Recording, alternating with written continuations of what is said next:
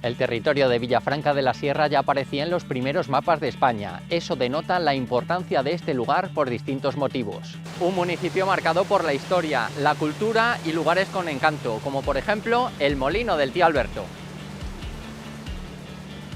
Sin olvidar su Plaza de Toros, una de las más antiguas de Castilla y León. Por todo esto y mucho más, comenzamos nuestro paseo por Villafranca de la Sierra. Eso sí, paraguas en mano porque empieza a llover. Bienvenidos. Pues sí, la lluvia forma parte de esta época del año, por lo que será nuestra compañera de viaje por la localidad que se encuentra situada a unos 50 kilómetros de la capital de la muralla. Nos va a contar el pasado, el presente y el futuro de este lugar, su alcalde, Francisco López. Nos encontramos en Villafranca de la Sierra, un pequeño pueblecito en el Valle del Corneja, en las estribaciones de la Sierra de Villafranca. El origen de este pueblo tiene que ver con la toma del río Tormes hacia el año 1035 y la toma de Toledo hacia el 1085. En esos años se intenta repoblar esta zona del sur del Duero para fijar población y poder defender lo ya conquistado. Este pueblo siempre fue adscrito a la familia de los Dávila. El origen está en Martín Muñoz, que con su cuadrilla fue uno de los repobladores y conquistadores de estas tierras, y de su nieto, Esteban Domingo el Viejo. En el año 1235 es cuando se le da el título de Villafranca, en una carta a Puebla de Alfonso X el Sabio, la tenemos aquí en el ayuntamiento, y se fijan lo que son los límites del territorio que comprende la primitiva Villafranca. Esa misma carta Puebla es luego creada en unas ordenanzas municipales en el 1517 y es cuando se fija, bueno, los usos y costumbres que ha habido en el pueblo pues durante hasta la Edad Media y el inicio de la Edad Moderna. Fue junto con Piedrahita y un poco posterior Bonilla los primeros pueblos que se crearon en este Valle del Corneja. Aquí en Villafranca creemos que hubo una población asentada usando el cauce del río Corneja y la creación de molinos. De hecho, la sierra que tenemos aquí detrás se llama Serrota, pero en verdad es una derivación de una palabra vasca, de aquellas cuadrillas de conquistadores que vinieron, que significa Sierra Errota, Sierra de Molinos. Hay arroyo, se llama Arroyo Almaraz, que es una palabra árabe que significa encuentro, o sea, tiene que ver con la última población árabe que quedó en esta zona y la primera cristiana de reconquista que viene. Sus vecinos vivían y siguen viviendo de la agricultura y la ganadería, pero nos mantenemos en el pasado, en el siglo XV, cuando aumentó la población, lo que supuso la creación de entidades importantes. Por ejemplo, la Comunidad de Regantes, que es la segunda más antigua de España, y se ordena el funcionamiento de acequias, de canales para poder sembrar huertas. Eso en un primer momento. En un segundo momento, sobre todo ya en el siglo XVII, XVIII, a raíz de un casamiento de los señores Dávila con los Zúñiga de Béjar, se trae al pueblo la industria textil, que es lo que hizo crear, por ejemplo, esta plaza y estos soportales. En esos años, Villafranca tiene un octavo de toda la producción industrial de Ávila. El textil, la lana, los tintoreos, cualquier cosa que tuviera que ver con sayanes, con cardar, sobre todo durante, como he dicho, los siglos XVII y XVIII. Aunque ahora hablamos mucho de globalización, ya sucedió cierta globalización. Se empieza a usar el algodón, sobre todo en los telares ingleses, y eso termina con la industria textil que había en Villafranca, empezando, bueno, cierto ocaso de lo que es la villa. A finales del siglo XVIII y principios del XIX, contaba con una población de 700-800 habitantes, más que la cercana Piedrahita, una zona protagonizada por los molinos, un orgullo para ellos. 22 molinos entre Villafranca y Navacepedilla, la mayoría derruidos, pero nos hablan de un pasado de molienda, de riqueza. Algunos de ellos eran batanes para batanar la lana o para batanar los tintorios, y podían pasar de batanes a molinos porque es fácil transformarlos. Y bueno, hoy los vecinos del pueblo, que el ayuntamiento a fin de cuentas son los vecinos, estamos intentando crear una ruta de los molinos para que cualquier persona de Ávila, Castilla y León o España pueda venir a verlo y disfrutar, además de los molinos, del paraje del río Corneja, de su frondosidad y de sus animales. Lo comentábamos, la relevancia de Villafranca hace siglos queda reflejada en los mapas de España. Sí, de los primeros mapas de España que se hicieron sobre todo en el siglo XVI, algunos de ellos están en la Universidad de Salamanca, y dada la importancia del pueblo, viene como que era un pueblo importante, como que era un pueblo reseñado, y están los primeros. De hecho, en el ayuntamiento tenemos mapas del 1700, del 1600, en el cual vienen tanto el pueblo como los caminos que van a otros pueblos, como señalado la importancia de las aldeas, porque era la cabecera del señorío, pero tenía aldeas, Navacepedilla, Casas del Puerto, La Ribera, Garganta de Hornos, que pertenecían al señorío. En la actualidad hay censadas 130 personas, de las cuales viven entre 80 y 90 en estas casas. Todos recuerdan su niñez aquí, en la antigua Plaza de Toros. Yo creo que no hay duda que uno de los lugares con más encanto y también con más historia es el lugar donde nos encontramos, el espacio en el que nos encontramos, la Plaza de Toros, Paco, que se dice que es una de las más antiguas de Castilla y León. Sí, es la segunda más antigua de Castilla y León, después de la de Candelario. Tiene su origen en un pequeño castillo-fortaleza que se hizo en el siglo XIII, los señores Dávila, que eran los dueños y señores de este pueblo, y la forma de la plaza se puede observar. Ahí había un pequeño torreón, que es donde más o menos se vivía o se hacía, bueno, la vida, y una pequeña cerca, que es lo que es la Plaza de Toros. Sobre el siglo XVIII, según los documentos que obran en el ayuntamiento, la Plaza de Toros ya está el castillo está en ruinas. Y después de los pleitos que hubo para el señor quedarse con el pueblo y el pueblo librarse del señor, 10 personas, los ricos del pueblo, deciden comprar al señor los restos de una fortaleza. Entonces, en 4 años, entre 1850 y 1854, pues levantan la pared exterior de la cerca y montan el graderío. Desmantelan lo que queda del torreón y hacen los chiqueros y los corrales. Y en 1854 ponen en funcionamiento la Plaza de Toros y es el primer año que se da una corrida de toros. Como podéis ver, la mitad de la Plaza de Toros, la parte de sombra, tiene graderío de piedra, usado de todas las piedras antiguas que había, y la otra mitad es de sol con piedras, pero para poder estar de pies o sentados. Por lo tanto, se ve claramente bueno, pues que también había las distintas clases, ¿no? Como sigue siendo ahora, los más pudientes a la sombra y luego al sol, pues más de pie. Sí, exactamente. Se puede ver en la entrada y bueno, en muchas piedras que son piedras reutilizadas, de columnas y de todo tipo de basas del antiguo torreón, y lo han utilizado para hacer las puertas y para hacer 3 pequeñas puertas de acceso que se pueden ver en los diferentes partes de la cerca. ¿Hasta cuándo ha estado en actividad esta plaza? Pues la actividad sobre todo fue en los años 30, 40, 50 del siglo XX, y la última corrida de toros, más o menos becerrada corrida de toros, se dio a principios de los años 80. Y hasta ahí es hasta donde la última vez que tenemos, y luego ya ha empezado en un declive que bueno, la tiene ahora, pues como la podéis ver, medio caída. Imagino que hay que recuperar esto, que en un futuro próximo eso es lo que se tiene en mente. Sí, el pueblo, no el ayuntamiento, el pueblo. Estamos intentando adquirir la Plaza de Toros para declararlo bien de interés cultural, poder acceder a las subvenciones que nos den y poderla volver a poner en funcionamiento como Plaza de Toros o como un sitio para poder celebrar cualquier evento, no solo una corrida de toros. Imagino que es uno de los espacios que más orgullo, ¿no? Siempre tiene muchos detalles y muchos rincones Villafranca de la Sierra, pero este a lo mejor es el más emblemático. Nos hemos criado todos aquí jugando por la Plaza de Toros y jugando al fútbol a 150.000 con la Plaza de Toros, entonces es como una cosa que la sentimos como nuestra, aunque esté en manos privadas, pero la sentimos como parte del pueblo porque es parte de nuestra historia, claro. Dejamos atrás este lugar en el que ha actuado el prestigioso violinista Ara Malikian, conocido internacionalmente. La piedra antigua se mezcla con la naturaleza. El agua sigue cayendo sobre esta tierra abulense que emana capítulos del pasado, igual que nuestro siguiente emplazamiento, Cruzamos el río y llegamos al conocido como Molino del Tío Alberto.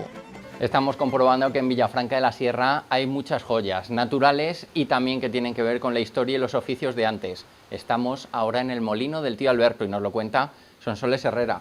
¿Cuál es la historia? ¿Quién es el tío Alberto, Sonsoles? Pues el tío Alberto es de los últimos molineros que estuvieron en esta zona y además que cuidó el molino como el que más hasta casi el fin de sus días, ¿no? Está anclado en una zona, como veis, preciosa, en el Valle del Corneja. Este es el río del Corneja y el molino del tío Alberto está situado entre Villafranca y Navacerrilla de Corneja. ¿En qué época estamos hablando que vivió el tío Alberto? ¿De qué época data? Pues el molino data del siglo XVII, pero bueno, los años en los que trabajó el molino del tío Alberto, pues alrededor de los años 40, 50, hasta los 90, que fue prácticamente cuando se jubiló y posteriormente murió. ¿En qué parte nos encontramos ahora? Porque estamos ya viendo la maquinaria, quizás el sonido del agua también llega a través de los micrófonos, pero cuéntanos, en la explicación que habitualmente das, para enterarnos dónde estamos, cuáles son las partes de este molino. Bueno, pues este, como veis, es un molino hidráulico que funciona principalmente con agua. Entonces, bueno, pues todos los molinos tenían una captación desde el río para traer el agua al molino y hacer el funcionamiento. En este caso, como 300 metros río arriba y como una especie de presa o pesquera. Era como un charquito donde nos bañábamos los lugareños, se llamaba La Tejera. Esa es la presa del molino del tío Alberto. Hay un desvío y lo trae por una acequia que se llama Cacera hasta esta pared, ¿vale? Entonces lo suelta. Principalmente lo que hace es por la altura que tiene, desde donde suelta el agua hasta donde tiene la caída de la maquinaria, lo suelta a nivel del tejado. Entonces esta pared veis que hace como una especie de panza, interiormente es un lancheado de granito que tiene como una forma piramidal y lo que hace es estrechar la cavidad para que el agua coja presión y nos dé lugar a mover el rodeno que está en el cárcavo, bajo el suelo del molino, ¿vale? Entonces tiene el paso por debajo del suelo del molino y sale por una boca muy estrecha que es la botana. Es una pieza de acero que estrecha aún más la boca de salida del agua para que el agua salga con esa presión que necesita el rodeno para movernos en la máquina, ¿vale? Tiene una compuerta que se mueve desde aquí. Esta es la llave del saetín. El saetín es la compuerta de la botana. Desde aquí Alberto lo que hacía era abrir o cerrar la compuerta para dar más presión o menos presión al rodeno.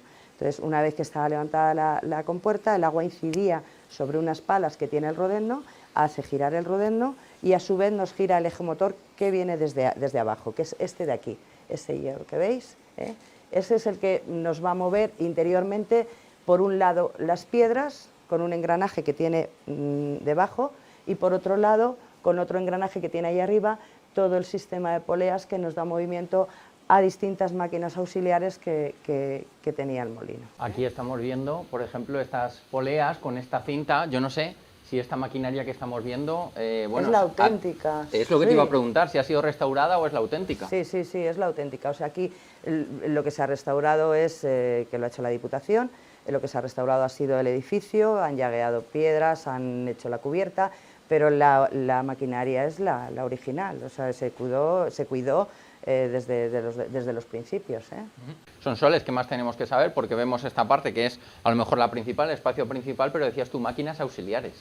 ¿Cuáles son? Bueno, lo primero, las piedras, porque es lo principal aquí, la molienda, ¿vale? Entonces, si veis esta pieza, que es la que cubre las piedras, es el guardapolvo. Interiormente es donde están las dos piedras, las dos muelas. Hay una encima de la otra, la bajera y la cimera o holandera. Hay un espacio entre las dos. La bajera es una piedra que se colocaba, se nivelaba y no movía. Realmente la que nos mueve es la de arriba. Desde el engranaje que nos viene, lo que hace es hacer el giro de la piedra. Entonces, Alberto lo que hacía era, con sus costales, subía estas escaleritas que veis aquí. Las de madera. Subía con el costal cargado, volteaba el costal en la tolva, que es esa pieza de madera que veis, ¿vale? Y iba cayendo el grano en esta otra bandeja. ¿Veis esta que estoy moviendo yo? Esa es la cribilla, ¿vale? Iba cayendo el grano y la cribilla lo que hacía era soltar porciones al agujero de las piedras para que entrase en las piedras, hiciera la molienda y ya nos saliese por aquí el cereal ya molido, mezclado, porque salía con cáscara y harina, pero ya molido.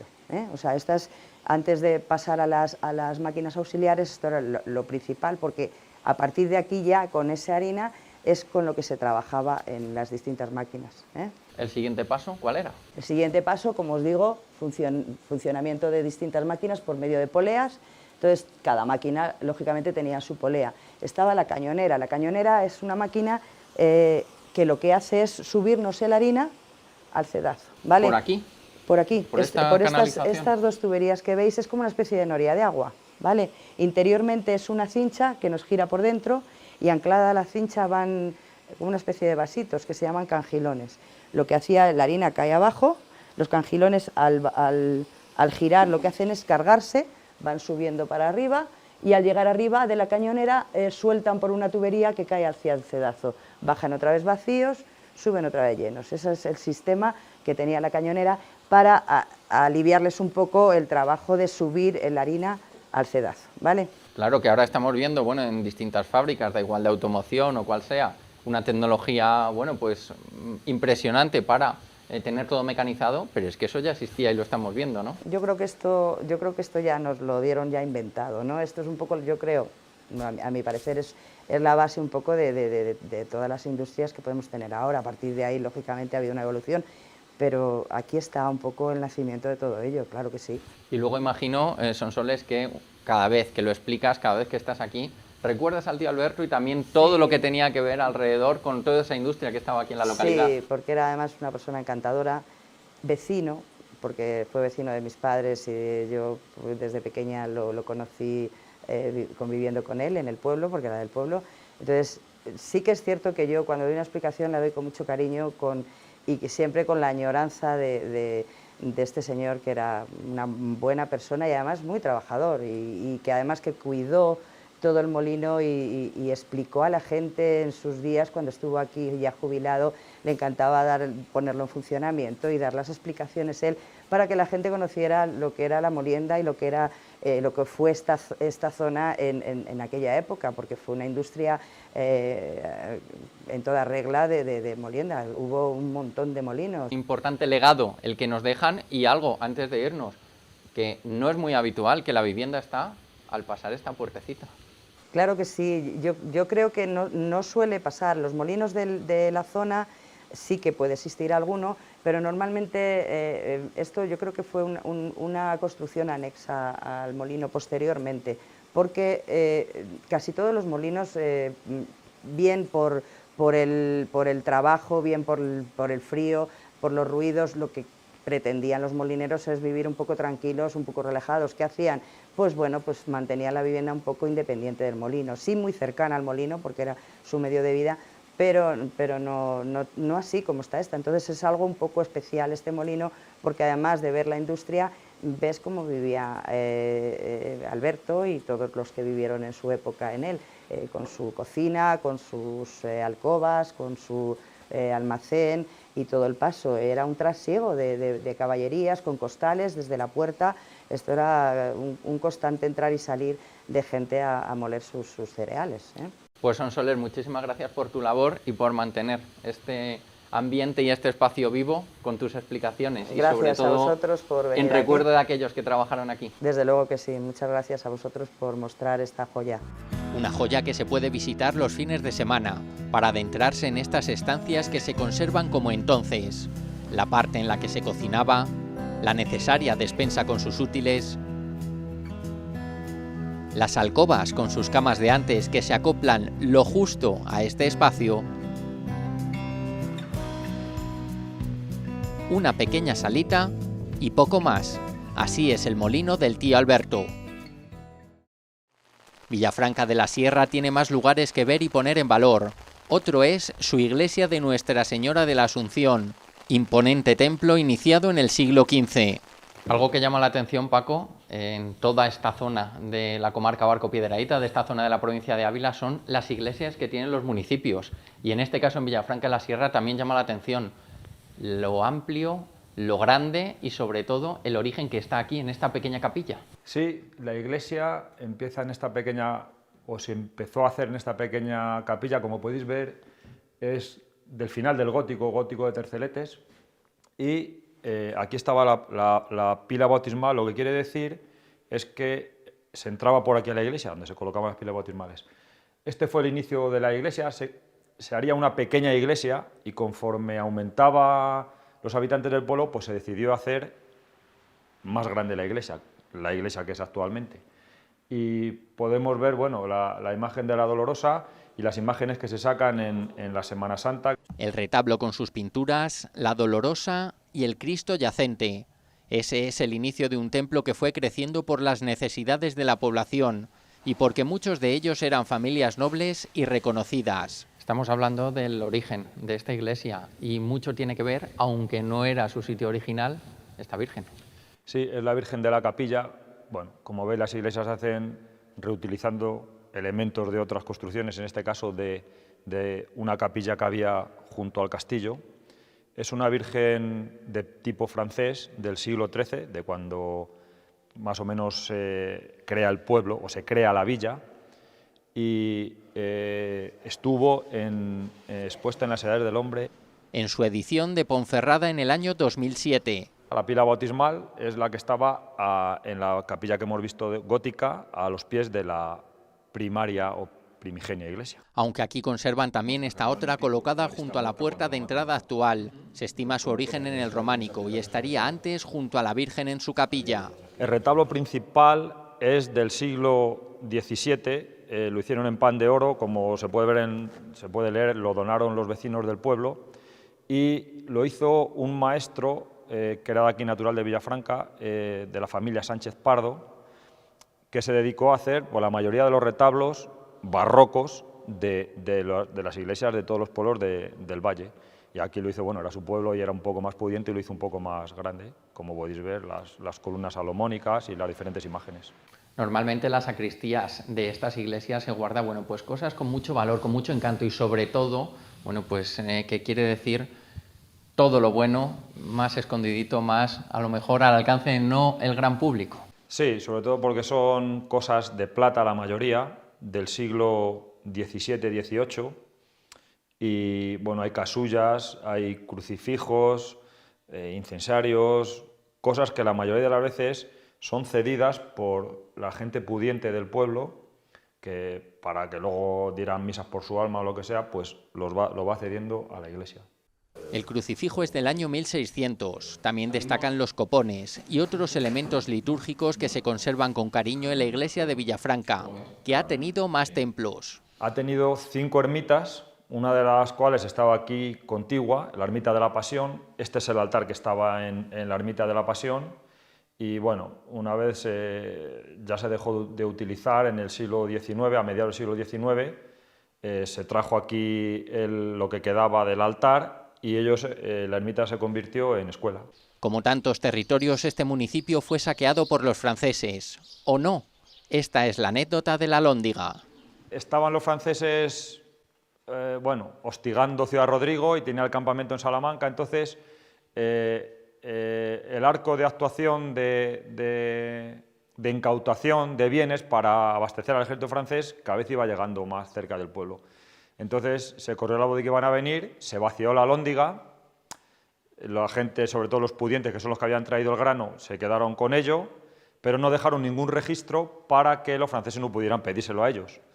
Cuando se acabó la guerra de los franceses, intentaron el ayuntamiento volver otra vez a crear la Alhóndiga y a crear el pósito, pero como no había quedado ningún papel en el que pusiera qué se llevó cada uno, se quedó ya sin utilización de depósito. Es un edificio de finales del siglo XV que se utilizaba hasta la guerra de los franceses como depósito municipal.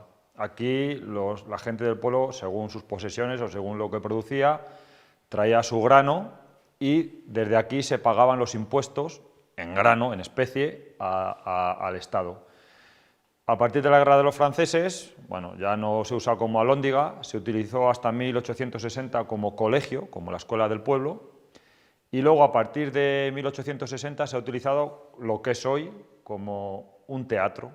Se hizo una rehabilitación del antiguo edificio y hoy funciona como teatro o como salón de actos. Lo antiguo adaptado a los nuevos tiempos. el pozo que ha quedado de haber sido en algún momento algo importante, de haber tenido un pasado de esplendor, del cual nos sentimos orgullosos y bueno, intentamos, a lo mejor no rescatarlo, pero por lo menos que quede recuerdo de ello. Villafranca de la Sierra con su naturaleza. Tenemos un buen bosque de roble, tenemos un pinar, tenemos un encinar y se encuentran los tres tipos de árboles, creando, como habéis visto, pues bueno, unas postales maravillosas. Y con ese recuerdo nos quedamos, porque aquí hemos paseado, porque aquí hemos contado la historia. Hasta la próxima.